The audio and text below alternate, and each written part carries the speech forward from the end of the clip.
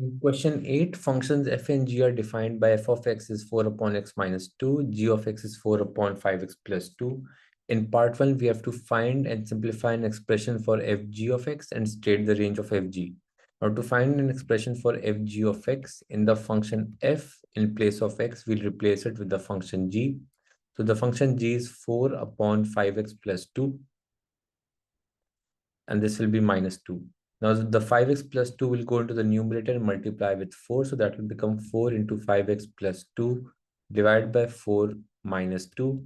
So 4 and 4 will cancel out. This will become 5x plus 2 minus 2. So 5x plus 2 minus 2, the 2 and 2 will cancel out. So f g of x will be equals to 5x. Now to find the range of fg, as we know that for g of x, the values of x has to be greater than or equals to 0. So when we substitute the value x equals to 0, fg of x will be equals to 0.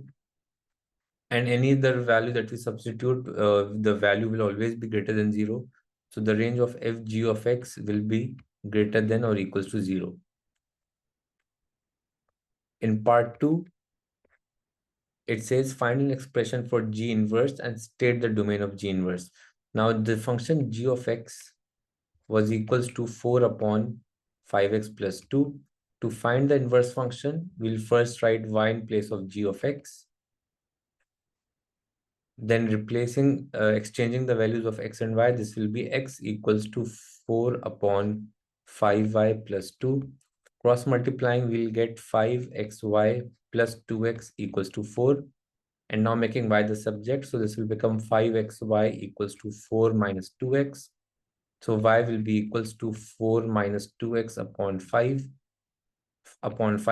So we can write that the g inverse function will be equals to 4 minus 2x upon 5x.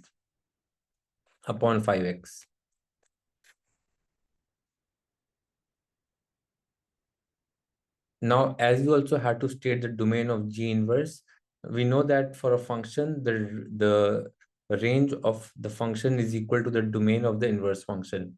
Now, if you look at the function g of x, so g of x was 4 upon 5x plus 2. And the values of x were greater than or equal to 0. So if you can find the range of g inverse, that will be equal to the domain. If you find the range of g, that will be the same as the domain of g inverse. Now, when we are finding the range of g of x, initially we can substitute x equals to 0. So that will be equals to 4 upon 2. So g of x will be equals to 2. Now, any value of x greater than 0 will give us a value less than 2, as if we add any numbers. So let's say, let's take x equals to 1 up here.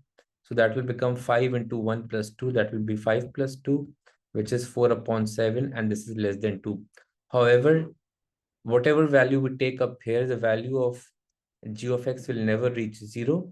However, it will always be less than 2. So we can say that the range of g of x will be greater than 0 and less than or equals to 2.